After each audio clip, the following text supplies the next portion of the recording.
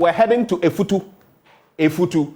And I'm sure you're thinking, Alexander Afenyo-Markin, on the back of some of the things that have happened. But a man who means to unseat him, take over, and do better things for the Effutu constituency joins me in the studio. James Kofi Annan is the National Democratic Congress's parliamentary candidate for Effutu. He's going to share his vision with us and more. Good morning. Good morning. Good to have you join the conversation. This is about the second time this year, or was the last time last year? December. I was here in December. It was in December. On completely different thing. Exactly. Yeah. Exactly. The advocacy you embarked on. How is Effutu?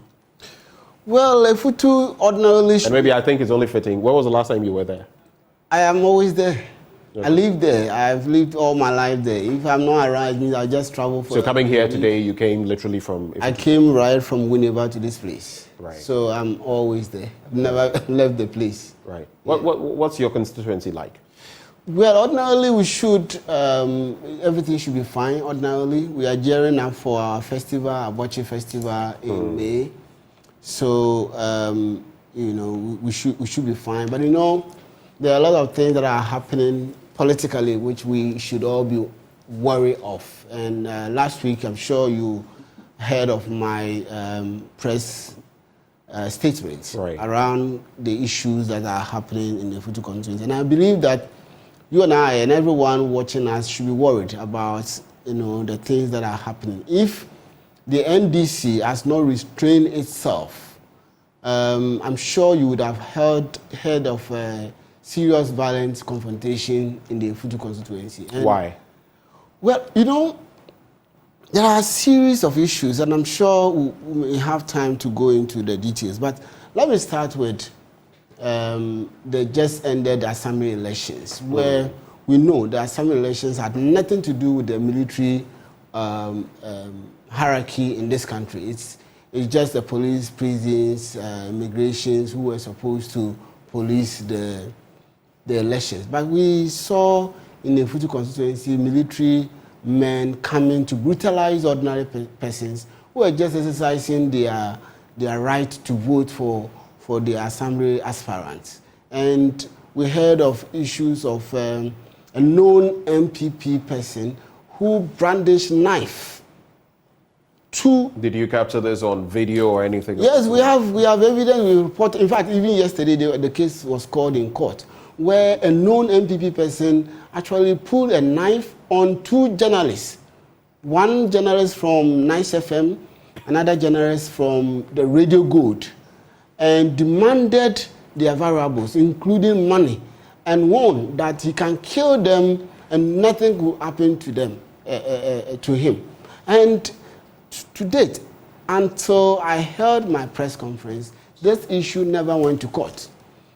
So a lot of things... So you're saying it went to court on the back of your press conference? Exactly, it went to court. In fact, we actually had to put it on air, last week. And then our people were called, and then I held the press conference. Then suddenly we heard that the case is going to court. So if we had not done that, the case would not even have gone to court. But this is somebody who attempted murder and who actually engaged in armed robbery. He actually robbed them. This is a very serious crime. I mean, these things are not to be taken for granted because accusations of robbery, the threat to murder, these are very serious crimes, and they come with hefty sentences if one is convicted. So these things you are saying, how sure are you of them? I know the case is being prosecuted in court, but do you have watertight evidence of what you're saying? Yes, we have the evidence there. I mean, your colleague journalist in Radio Good, his name is Kofi, you can call him into the show. He will tell you his experiences. And then also your colleague Abna Sewa, who was also a victim of this situation. Her money was actually taken. And the person who did that is a known person. When he was doing it, there were a lot of people there. In fact, this was the situation. Money had come there. Somebody has brought a vehicle with money stashed inside, about to distribute to voters during the assembly elections. And these journalists were filming it. That is what brought this confrontation. And journalists, your work is to report what was happening or what is happening. So they were just doing their work, and they were confronted with this very unfortunate situation where they were so traumatized. In fact, when their phones were taken away from them, it took them, I think, 2 weeks or so before they were able to, the police helped them to retrieve the phone from the same person. So there's hardcore evidence on this issue. But because he is a known NPP person. What role does he play in the NPP? We have known him to be a close associate of the current MP. That's how we have known him. Must all of this always be tied to the Member of Parliament? That is what you know. But that's what you know. That is what we know. Who told you this? No. Have you forgotten that I was from the NPP before coming to the NDC? So I know, when I know a situation, I know it. So, and no one can deny it. Everybody knows that Adams is an NPP person. He's an NPP activist. Everybody knows. It's a common knowledge. You know, you don't need any other evidence to show that he's a known NPP person. You see? So these are some of the things. Assuming the NDC masked up and confronted him, what would have happened? You know, assuming when the army officer slapped an NDC branch executive member and he fell down, and the NDC decided to mass up against the army officer who was then in the company of the MP, what would have happened? So chaos could have ensued. Exactly. This matter in court. So who basically reported? Was it you? I reported. The victims also reported. I reported. The victims being the journalists. The journalists reported, yes. Right. They reported to the police, and I also reported as somebody who is a key stakeholder in the constituency. As an interested party. Exactly. Where specifically, which court is this being prosecuted? They sent them to Sedru yesterday. That's what I am told happened. Because we don't have, I think there's one court that is not in Winneba, so they had to take the case to court. We have a district court and then we have a high court, but we don't have the one between. I've forgotten the name. In Winneba. So I'm told that they took the case to court in Sedru. But that is not the only issue during the assembly elections. Just imagine, without reading the CI that establishes the assembly elections, an election that is delayed, profusely delayed, to 8 p.m. What do you think ordinarily should happen? Something that should have started at 7 a.m. For whatever reason, delayed up to 2 p.m. 2 p.m. 2 p.m. Right. By which time voting should have actually ended. Almost. Per the EC's whatever reforms. Exactly. But that didn't necessarily happen because in some places it went still late. But you go ahead. Yes, but if you delay an election, even if the law says 5 p.m. and you are supposed to start at 7 a.m. and you delay up to 2 p.m., the common sense thing to do is to postpone it to the next day or to any other day. But here Which happened in some instances. In some instances it happened. But here in the Effutu Constituency, we saw when the EC was bringing its materials, it came in the company of NPP activists. And they insisted hold it. These are, sometimes I always want to. You say the EC was coming where? You see, according to the reports, which election, the report from the EC itself, the election delayed in that particular electoral area because there was a mess-up in the voting materials. Right. So they were waiting for it. So at a point in time, there was a discussion to postpone the elections. So one of the candidates, who happened to be an NDC sympathizer and his supporters, they said, looking at the time, and the fact that some people might have come from far places, the election needs to be postponed because you have used more than half the time already. So everybody thought that, okay, it's been postponed. So a lot of people started going away, especially because the NDC sympathizer was the one who raised the issue. But when you hadn't heard from EC officials postponing it, why would you assume that it would be postponed without that clarity being brought to bear by officials of the Electoral Commission who can do that, who are mandated to do that. You see, in that instance, whether you have heard from them or not heard from them, I was not part of that electoral area processes. Right. But what I am saying is that regardless of whatever happened, elections were supposed to have started, voting was supposed to have started from 7 a.m. and ended whatever time after probably 3 p.m. You are at 2 p.m. What would be the most common sense approach to take? Well, that wasn't done. That wasn't done. Right. And what are you now telling the people? That because it favors one person or some group of people, you go ahead and conduct it, even though time. And I know you are going to ask. I'm interested in the bit you said about the EC officials coming with some NPP people. I need clarity there. How were these people NPP people? You see, you know that per the laws of this country, these assembly elections are supposed to be non-partisan. Right. But we also know that political parties have interest, and therefore it is partisan. Exactly. They look at the individuals contesting who are affiliated or sympathetic to their cause, and then try to support them. Now, when the thing was delaying, there was a sharp divide in terms of which way to go, whether to postpone the elections or to go on with the elections between the NPP and the NDC. The NDC was saying that, look, we see a lot of our supporters going away because of fatigue, so let's postpone it. The NPP was saying that, no, we won't postpone it and that the election will go on. Now, I am not saying that the EC should have listened to the NDC. Neither am I saying that the EC should have listened to the NPP.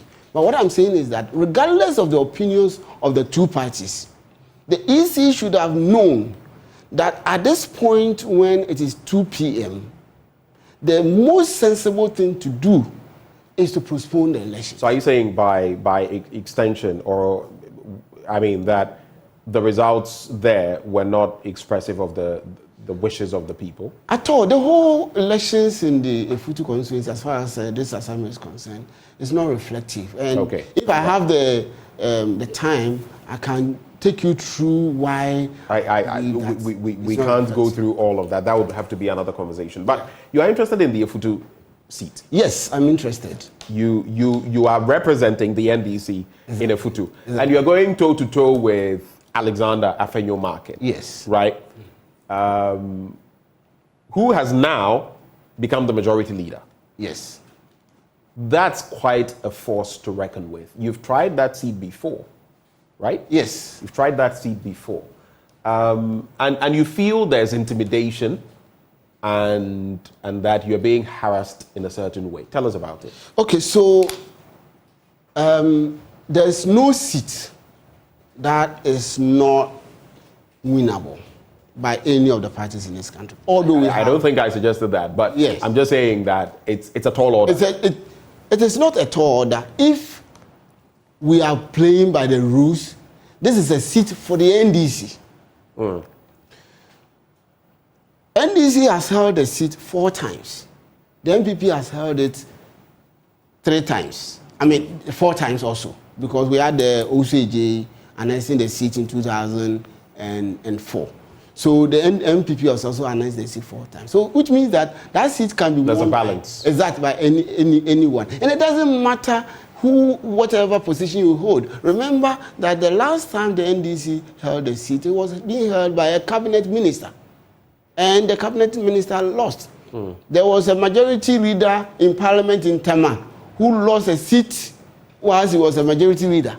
So this means basically nothing. The fact that you don't feel threatened by the fact that he's even moved from deputy majority leader to become majority leader now. At all. Look, let me tell you something. I am not an MP. I've never held a ministerial position before. I've never taken a contract from government before. But if you come to Winneba, which is the same as the Effutu Constituency, I have consistently been the highest employer of the youth in the area. What do you employ them in? I employ them in many ways. I have companies, I have businesses that I run there. Businesses that do what? I have a radio station, for instance, that employs people. I just want you to. You know, I've established a restaurant that employs people. I have a football club. I'm the only person in the constituency, an individual, who is building a whole stadium in the constituency. Wow. Yeah, where is this happening? Yeah, it's in Winneba. I have a whole stadium that is under construction. You get it? So I have done a lot without having been given any power or government contract or even ministerial appointment. If you put that on aside, I have consistently, for more than 20 years now, sent a lot of youth to the universities, sponsoring them through scholarship, training them, so many ways. And through me, a lot of people are now gainfully employed. If you had to quantify, about how many people do you feel you've employed over the years? Well, let me talk about people I've employed today, right now, regardless of the intimidation, the distraction of my businesses and all of that. At least I have 300 people on my payroll as I speak to you now. 300? 300 on my payroll. There is not even a single person, no single person, whether you are an MP or you've been a minister or whatever it is, that has even half of that number. So I'm linking that to before anyone became an MP. What were they doing? And even so your suggestion is that, let me speak tree. When you're MP, now be MP. So you're not the MP yet, but you feel if you were given the opportunity, you could do more. There are others who also say that Alexander Afenyo-Markin is doing amazing things for them in the constituency. What is he doing? Some of them also talk about jobs. I've heard people talk about he's creating jobs, he's supporting the youth in the constituency. What jobs? How do you react to that? What jobs? I do not have the details, but how do you react to that? So he is helping a lot of youth through whatever means, whether protocol, I don't know what that means is, to go to immigration, army, prisons, fire service, etc. That is what I know is the phrase there. But which government comes to power and don't send people to immigration? Which government comes to power and doesn't send people to the police? So that is not job creation. That is government job or public service that every government, even the most quote-unquote useless government, will send people to the police, will send people to the prisons, to immigration, etc. We're talking about galvanizing people to production and productivity in the constituency. You keep on giving money to the people all the time, probably to vote for you, or probably to do businesses, and it is not working, and you keep on giving them money. It is because the fundamentals are very weak. When I give you money to go and do trading, and where I have given you the money to do trading, there is no production there, there's no work going on. Who is going to have the money to come and buy the things that you are going to sell in that area? So what we need in the Effutu constituency is not the provision of 1,000 Ghana cedis, 5,000 Ghana cedis, just doling it out to individuals to go and do what they call, go and do small businesses and so on and so forth. Yes, we need things like Maslog, we need things like LEAP, we need all those things. But we need a productive base. What will you do differently in that regard? If given the nod, what will you do differently? The Effutu constituency has a big potential for a factory to be located there. What kind of factory? If you locate a fish processing factory, it's going to be boom, because we know what we do. Yeah. See, so that is one easy way that will galvanize the base or the productive energies of the people. Effutu constituency is blessed with a university that is also a center of a town that links to Sedru, Agona West, links to Mankasim, Infantiman, links to Kaswa. So if we have, and you know, Winneba Junction is also there. Yeah. So if we have a market a big market in the Effutu Constituency, you are going to now direct traffic to the constituency. And that is one way of now galvanizing the people for productive ventures. Effutu Constituency also has other potentials in agriculture. Unfortunately, the land that the farmers would have used for agriculture is being grabbed by the same crop of people that we know. But we still have a lot of potential in agriculture. Even though we don't have a lot of rains in Effutu as we will have in forest areas, if we plan well and have irrigation, because we have access to the Ayesu River, etc., we can easily become the vegetable hub of central region. So these are all potentials that can be harnessed. And I have done it already, so I know how to do it. But the incumbent, the person in power, Alexander Afenyo-Markin, are you saying he's doing nothing in the constituency? I am not saying he's doing nothing, and I'm not here to discuss him or to speak for him. But I'm not saying he's doing nothing. But I am told that he says he has established 14 public libraries. The question is, how many of the libraries are even open? And is that the priority of the constituency? How many of the libraries do you know are open? As far as I'm concerned, the only library that is open currently is the public library we know long ago when I was a student. That's the only library. The rest are all locked up. Because, that is technology, we are changing, and the way of learning is also changing. Students, even when you situate the library inside the school, you have to motivate them in order to go. All right, so there are definitely changes you want to bring on to bear. For the sake of time, I'd like to find out, you also feel intimidated, threatened.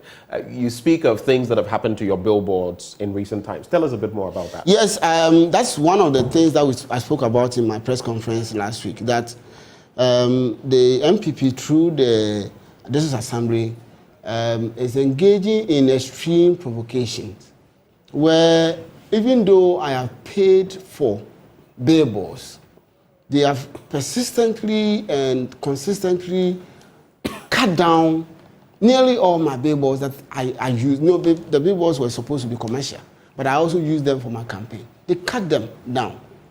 And after cutting them down, literally cut down. Yes, they cut the billboard down. Off the banner. What is it? They cut the entire structure down. They cut it. Did you go through the right processes to mount the billboard? Exactly. I have receipts. I can even send you some of the receipts right here if my phone is on. From which entity? From this is Assembly. I have receipts, with all those permits, everything. I have everything. In fact, the billboards I'm talking about, in 2016, when I was with the NPP, the NPP itself, Afenyo-Markin himself, used my billboards for free. I gave it to him for free. I gave him about 8 or 7 billboards for free, without paying anything. Now, they cut the billboards and erect their own billboards in place of my billboards. When you say they, whom are you referring to? I'm talking about the NPP. How do you know they were the ones? No, but the billboards that are now erected bears the face of the incumbent MP. Alexander Afenyo. Exactly. So you feel they were behind it? Absolutely. If my billboards are cut, and then I see the next thing I see is your billboard, then what are you talking about? Then definitely even if you didn't influence it, my assumption is that because the MC is an NPP person, he might have done it to favor the NPP. You see, and in some case, the same billboard that was cut is the same billboard that was re-erected, and the posters pasted on it. So tell me, how many billboards of yours have been cut So down? far, I have about 40. 40 billboards? Exactly. We have the bigger one, the big billboards. We're talking about 11 of them, and then the rest are the small ones. How much did all of this cost you, and how much loss are you? Several thousands of CDs. Give us an built. estimate. It will be very, very rough for me to give you an estimate. But at least we're talking about 200,000 Ghana cedis worth of billboards. 200,000? Yes, at least. But these are billboards that I didn't just erect them. Okay. I built them over the years, from 2008, 2009 onwards. My final bit to you, I have to cross over back to my colleague, Sweetie Abochi, who is in the Effutu Constituency. My final bit to you, you are chair of the Communications Committee of the NDC in the Central Region. We've seen how the Central Region swings. How do you think it will go in election 2024 with Mahama as candidate? Yeah, 1 minute on that. Yes, Mahama is winning the Central Region. Mahama. Are you looking at a crystal ball and saying it? Is it based on statistics? The Central Region will reward Mahama. They've seen the wrong that they've done to Mahama, and they will reward him for the good things that he did for the region. Remember that Mahama gave Central Region 11 polyclinics, the highest number of hospitals built by one president. In fact, the whole Central Region, you cannot count one polyclinic built by the NPP. 11 polyclinic by... They have agenda 111. Well, I'm not seeing any one of them in the Central Region. Mahama gave the Central Region 18 senior high schools, the community-based senior high schools, 18 of them. By the time he left office, Mahama had commissioned 10 of them. It is Mahama that gave us the Kaswa interchange, remember. It is Mahama that gave us the Kotokoraba market in Cape Coast. So, even without talking about the sugar factory. So you feel Mahama is going to take the Central Region? The Central Region will fall to Mahama, and the Central Region will reward Mahama for the good things that he did for them. Election 2024 will determine that. Voters can be a very tricky affair. But James Kofi Annan, thank you for joining the conversation this morning. He is the NDC's parliamentary candidate for the Effutu Constituency. His opposite number is Alexander Afenyo Market. But